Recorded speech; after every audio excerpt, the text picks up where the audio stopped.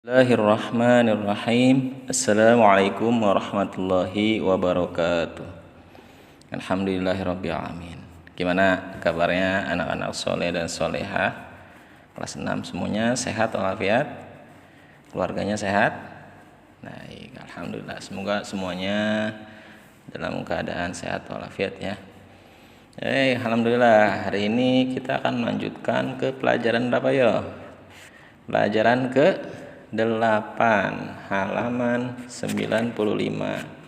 Nah, pelajaran 8 ini sebetulnya masuk ke dalam semester kedua. Tapi ya tidak apa-apa. Nah, karena PA ini babnya paling banyak, sampai 14 bab. Dan waktunya kurang lebih sisa tinggal 2 bulan lagi. Ya, nanti Februari pelajaran agama sudah selesai. Baik.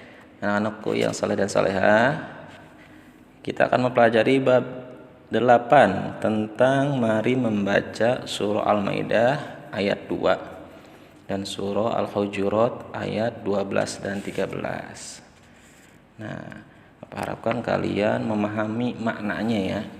Makna dari ayat 2 surah Al-Maidah dan ayat 12 dan 13 surah Al-Hujurat. Baik, sudah dibuka? Halaman 97 bagian A. Lihat di sana ada hal-hal yang pentingnya dari surah Al-Maidah ini. Ayatnya ada 120. Nah, golongannya surah Madaniyah, diturunkan di Madinah setelah Rasulullah hijrah ke Madinah. Nah, Bapak bacakan ya, kalian simak bacaan Bapak. A'udzu billahi minasy syaithanir rajim. Bismillahirrahmanirrahim. Ya ayyuhalladzina amanu la tuhillu sya'airallahi walasy-syahral harama walal hadiya walal qalaid ولا القلائد ولا آمين البيت الحرام يبتغون فضلا من ربهم ورضوانا وإذا حللتم فاصطادوا ولا يجرمنكم شنآن قوم أن صدوكم عن المسجد الحرام أن تعتدوا وتعاونوا على البر والتقوى ولا تعاونوا على الإثم والعدوان واتقوا الله إن الله شديد العقاب. Nah, yang artinya, wahai orang-orang yang beriman, janganlah kamu melanggar syiar-syiar kesucian Allah dan jangan melanggar kehormatan bulan-bulan haram. Jangan mengganggu hadyu. Apa itu hadyu? Yaitu hewan-hewan kurban. Dan jangan mengganggu qolaid, yaitu hewan-hewan kurban yang sudah diberi tanda. Dan jangan pula mengganggu orang-orang yang mengunjungi Baitul Haram. Mereka mencari karunia dan keridhaan Allah.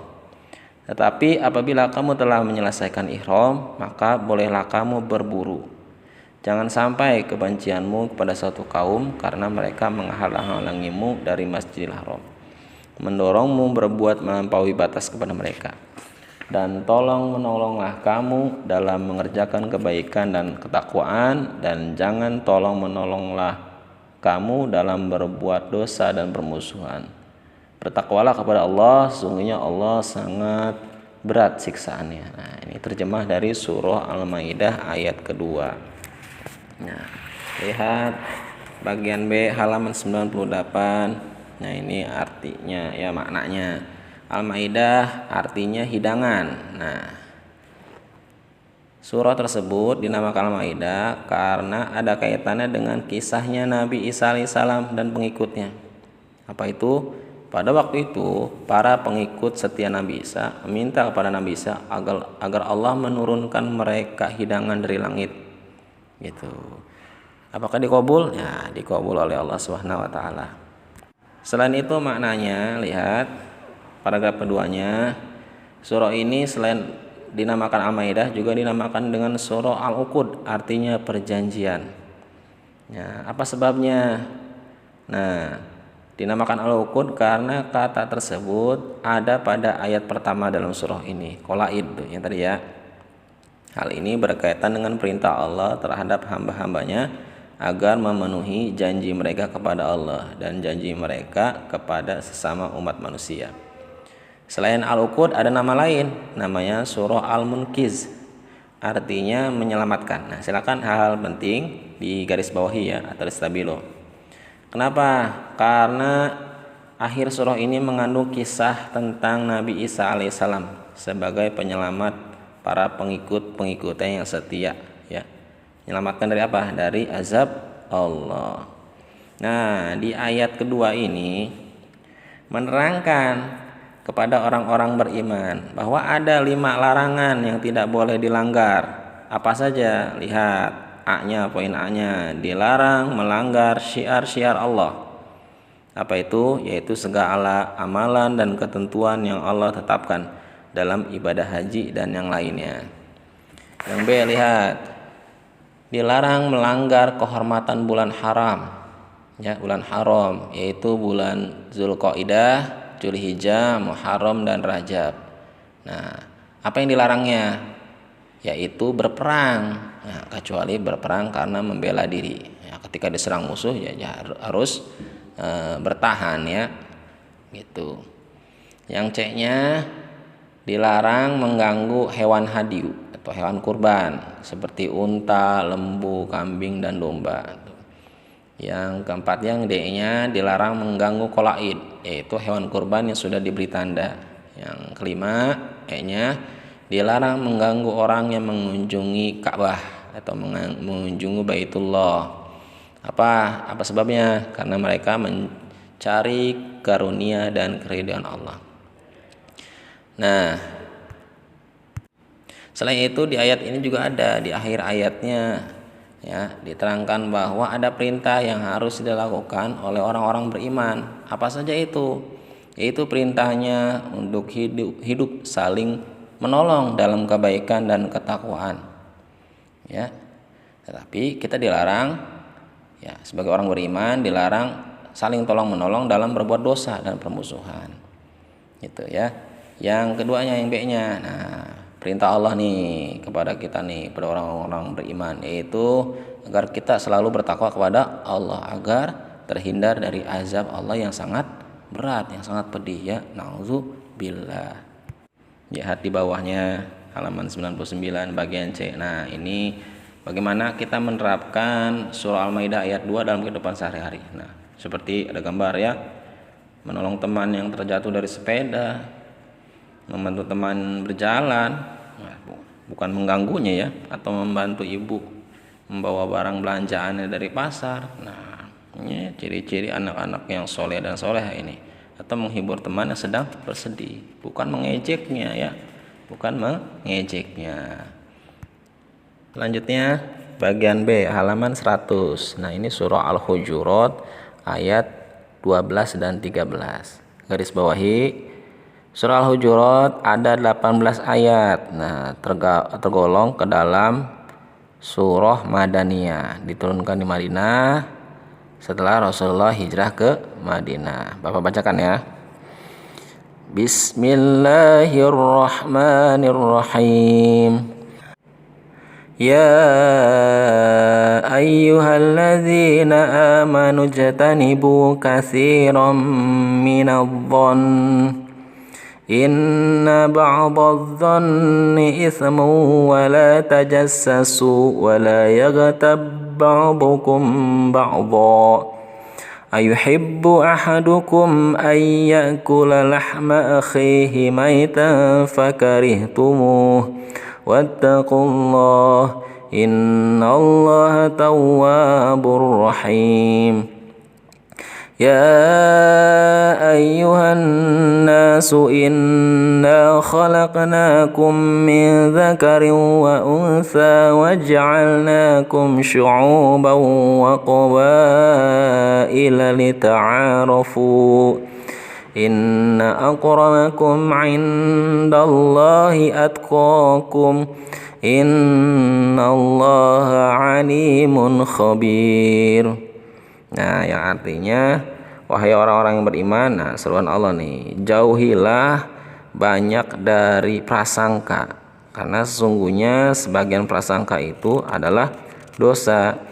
Dan janganlah kamu mencari kesalahan-kesalahan orang lain, dan janganlah ada di antara kamu yang menggunjing sebagian yang lain. Menggunjing itu apa?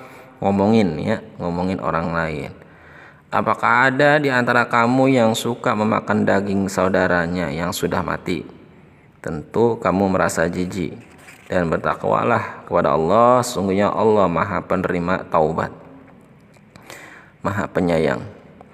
Wahai manusia, sungguh kami telah menciptakan kamu dari seorang laki-laki dan seorang perempuan. Kemudian kami jadikan kamu berbangsa-bangsa dan bersuku-suku agar kamu saling mengenal. Sungguhnya yang paling mulia di antara kamu di sisi Allah ialah orang yang paling bertakwa.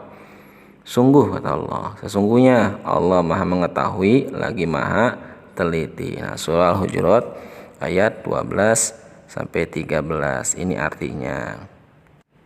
Untuk tajwidnya kalian bisa lihat sendiri, di situ ada beberapa ya. Nah, kalian bisa pelajari sendiri. Bapak langsung ke maknanya surah Al-Hujurat. Nah, Al-Hujurat menurut bahasa Arab artinya kamar-kamar, hujroh ya. Bahasa mufradnya itu, tunggalnya itu hujroh. Karena banyak jadinya hujurat. Surah urutan ke-49 dalam Al-Qur'an. Nah, diambil kata Al-Hujurat ini pada ayat keempat dari surah Al-Hujurat. Ya. Nah, surah Al-Hujurat ayat 12 ini isinya apa sih? Garis bawahi. Memberi peringatan kepada orang-orang yang beriman. Apa? Supaya agar menjauhkan diri dari sifat suudzon atau prasangka buruk terhadap orang-orang yang beriman. Tuh ya. Nah, jika mereka mendengar sebuah kalimat yang keluar dari saudaranya mukmin, maka kalimat itu harus diberi tanggapan dan ditujukan kepada pengertian yang baik. Paham nggak maksudnya? Nah, jadi kalau ada seseorang yang membicarakan saudara mukminnya yang lain, itu harus dimaknai atau diartikan dengan hal yang positif gitu. Belum tentu itu buruk gitu ya. Misalkan Pak Haji Komar misalkan, masa dia beli mobil lagi? Nah, bagaimana kita meresponnya? Alhamdulillah. Nah, itu respon yang baik, tanggapan yang baik itu seperti itu. Atau alhamdulillah Allah telah memberikan rezeki kepada hambanya yang soleh, yang bertakwa. Nah, itu bukannya begini, justru kita meresponnya dengan respon yang buruk. Misalnya, wah jangan-jangan hasil korupsi ya. Nah, kalau sudah begitu nanti namanya bisa jadi fitnah. Sudah menggunjing, jadi nambah ada dosa yang lain, yaitu fitnah. Nanti didengar sama orang lain, bisa disebarkan ya. Ya, maksudnya seperti itu. Nah, kemudian Allah menerangkan, nah ini guys bawah nih, penyebab wajibnya orang mukmin menjauhkan diri dari prasangka. Nah, ini penyebabnya nih ya. Penyebab wajibnya orang mukmin menjauhi diri dari prasangka. Karena kata Allah, prasangka itu mengandung dosa. Nah, Allah juga melarang kita untuk gibah atau menggunjing atau namimah, marah dan mencari-cari aib orang lain. Nah, di sini ya, isi kandungannya itu seperti itu secara singkatnya. Jadi intinya adalah atau kesimpulannya, kita dilarang menggunjing, membicarakan keburukan orang lain. Nah, kalaupun itu misalkan buruk, nah bagi pendengarnya, bagi kita nih, kita ambil yang positifnya gitu. Kita maknai positif. Barangkali bukan seperti itu. Bahasa ininya kita belain gitu ya. Bukan justru kita malah jelek-jelekin. Nah, sebagai sesama saudara semuslim tidak boleh menjelek-jelekan saudaranya. Lanjut, paragraf ketiga nih, halaman 101. Berbeda dengan surah Al-Hujurat ayat 12, surah Al-Hujurat ayat 13 isi kandungannya nih menjadikan poin. Pertama, Setiap manusia memiliki kedudukan yang sama di sisi Allah. Nah, artinya semua manusia ini kedudukannya sama. Apa yang membedakan antar manusia satu dengan manusia yang lain? Yaitu kadar ketakwaannya. Misalkan Ahmad dengan Zailani, sama-sama makhluk Allah. Lalu apa perbedaannya antara Ahmad dengan Zailani? Nah, Ahmad dengan Zailani ternyata diam-diam Zailani ini tiap malamnya misalkan dia rajin sholat tahajudnya, pagi harinya rajin sholat duhanya. Nah, masih rajin kan anak-anak soleh dan soleha? Nah, rajin baca Al-Qur'annya. Nah, tentunya di mata Allah kedua orang ini berbeda tingkat ketakwaannya. Gitu ya. Lanjut. B-nya, manusia diciptakan Allah dari jenis laki-laki dan perempuan. Terus jelas ya. Tiganya, Allah maha mengetahui lagi maha mengenal. Nah, ini ya. Keempatnya, manusia dikumpulkan menjadi berbangsa-bangsa dan bersuku-suku agar saling mengenal. Sudah jelaskan berapa banyak bangsa yang ada atau negara yang ada di dunia ini kan luar biasa banyaknya ya. Kalau suku, suku di Indonesia aja sudah ribuan. Tujuannya apa? Dari yang berbeda itu ya kita diperintahkan untuk saling mengenal, bukan saling membanding-bandingkan. Ini lebih baik, itu yang buruk, itu yang lebih buruk. Ini yang paling hebat, enggak ada begitu ya. Justru tujuan Allah menciptakan kita bermacam-macam bangsa dan bermacam-macam suku itu untuk saling mengenal dan bisa diambil saling memberi manfaat antara satu bangsa, antara satu suku dengan suku yang lainnya, itu ya. Yang terakhir. Nah, ini kata Allah tadi, orang yang paling mulia di sisi Allah adalah orang yang paling bertakwa. Nah, sedikit lagi. Nah, ini kebiasaan manusia nih, memandang kemuliaan itu ada hubungannya dengan kebangsaan dan kekayaan. Gitu yuk. Gimana orang yang kulitnya hitam, kulit negro, misalkan di Afrika, mereka mah lebih rendah daripada orang-orang yang berkulit putih bangsa Eropa. Tidak seperti itu, ya. Tapi manusia melihatnya seperti itu. Nah, kita jangan mengikuti pandangan orang lain. Nah, karena pandangan Allah yang lebih mulia bahwa semuanya sama, hanya yang berbeda adalah tingkat ketakwaan. Nah, pindah halaman 102 nih, ayat 13 surah Al-Hujurat. Nah, ini persaudaraan Islam garis bawah ini berlaku untuk seluruh umat manusia tanpa dibatasi oleh bangsa, oleh warna kulit, kekayaan dan wilayah, melainkan didasari oleh ikatan akidah. Nah, jadi persaudaraan sesama muslim itu tidak dibatasi oleh bangsanya. Bangsanya berbeda. Orang Indonesia sama orang Arab, orang Indonesia sama orang Palestina, orang Indonesia sama orang Mesir misalkan. Ya itu dari bangsanya, tetapi sebagai kita sama saudara, kita sama-sama muslim. Nah, kita jadi diikat oleh hubungan akidah. Nah, seperti itu ya. Atau kita dengan bangsa Afrika, tapi ternyata mereka beragama muslim. Nah, sama. Berarti kita bersaudara dengan mereka. Bersama saudara semuslim. Nah, itu ya tujuannya. Nah, apa kata Allah? Persaudaraan merupakan pilar masyarakat Islam dan salah satu basis kekuatannya. Nah, sebagaimana sabda Rasulullah ini ya, seorang mukmin terhadap mukmin yang lainnya ibaratnya sebuah bangunan yang saling menguatkan, yang saling mengikat. Nah, serta bagaikan jalinan antara jari jemari. Nah, ini hadis diriwayatkan oleh Imam Bukhari dan Muslim ya, muttafaqun alaih itu Imam Bukhari dan Muslim dari Abu Musa radhiyallahu anhu.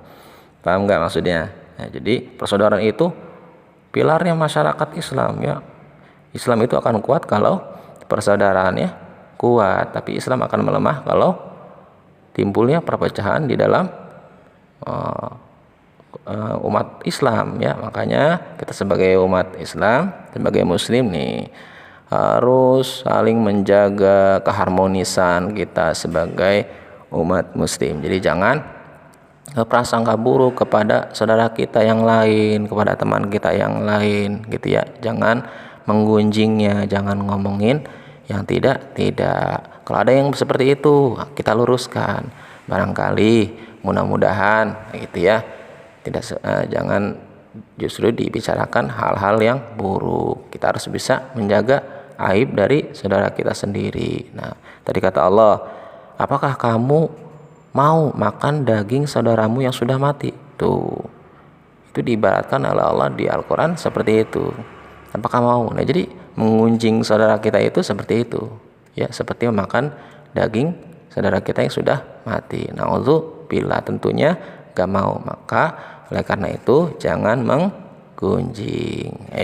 Itu saja untuk pertemuan bab 8 kali ini tentang surah Al-Maidah ayat 2 dan surah Al-Hujurat ayat 12 dan 13. Mudah-mudahan kalian bisa memahami apa yang Bapak sampaikan ya, apa yang Bapak jelaskan. Tandai hal-hal yang penting, silahkan dibaca lagi. Nah, bagi yang masih malas mengirimkan tugas-tugasnya, ayo semangat ya. Jangan sampai ketinggalan dengan teman-temannya yang masih malas baca, melancarin Iqra Al-Qur'annya. Ayo, harus rajin, jangan sampai ketinggalan. Itu saja barangkali, semangat terus. Bapak yakin kalian semua ini bisa. Hadanallahu wa iyyakum ajma'in. Assalamualaikum warahmatullahi wabarakatuh.